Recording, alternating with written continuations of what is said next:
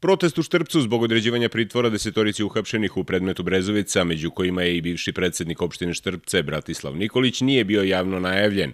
Glasu Amerike je u ovoj opštini nezvanično rečeno da su se pojedini članovi porodice uhapšenih okupili ispred zgrade opštine Štrpce, nakon čega su im se spontano pridružili i mnogi građani. Pored članova porodica, podršku uhapšenima ovde ispred zgrade opštine Štrpce pružilo je i nešto više od 1000 ljudi. Okupljenima se obratio i gradonačelnik Štrpca Dalibor Jeftić, a sa skupa su upućene poruke zvaničnicima Prištine i Beograda. Sve je ovo moglo da se uradi na drugačiji način. Sve ovo je moglo da se uradi na način posebno zato što ovi ljudi, ponavljam, nisu kriminalci, nisu ratni zločinci da im se tako upada u kuće, da im se razbijaju vrata. Obraćam se zvaničnoj Prištini da uvidi svoju grešku i da već u toku praznika do Božića katoličkog oslobodi naše sinove, naše zetove, naše očeve, našu braću.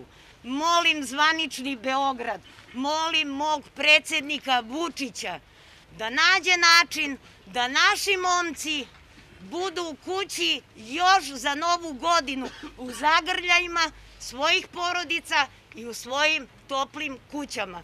Građane Štrpca pitali smo zašto su danas protestovali. Zbog brutalnog hapšenja, znači, naših ljudi odavde. Drugo šta treba da vam kažem. Znači, nije niti najava nikakva, znači, porodice preplašene i tako to. Strašno. Protestovali smo pre svega zbog nasilnog upada kosovskih jedinica u našem selu, a zatim zbog privođenja naših ljudi, sa kojim se ne slažemo i mislimo da su sve to laži i stojimo iza toga. To nije ljudski, ne znam kako da kažem. To ima drugi modus, a ne to nasilno. Desetorica uhapšenih, među kojima je i bivši gradonačelnik Štrpca Bratislav Nikolić, uhapšeni su 21. decembra ove godine u akciji policije Kosova pod imenom Brezovica. Njima je Osnovni sud u Uroševcu juče odredio jednomesečni pritvor. Sumnjiče se da su počinili krivična dela zloupotreba službenog položaja, primanje i davanje mita, vršenje uticaja, neovlašćeno posjedovanje oružja i pružanje pomoći počiniocima nakon izvršenja krivičnih dela. Za Glas Amerike iz Prištine, Budimir Ničić.